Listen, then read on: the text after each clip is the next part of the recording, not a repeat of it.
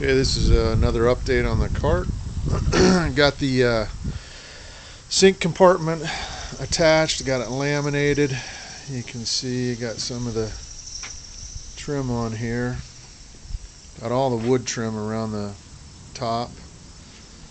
We have the fresh water tank attached.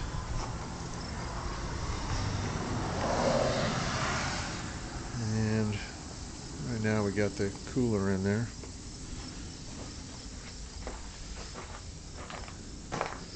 Got the steam pan and one of the other pans in there, just sitting.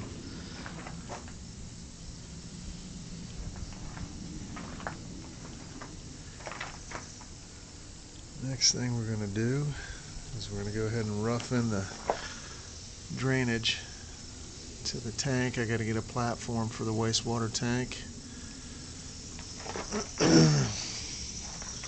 Get the gas line run to the burners.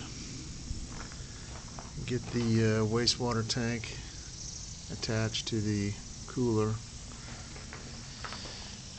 Get the holes filled in on the top with some Bondo. Get the top laminated. And get the sides on. We're getting closer.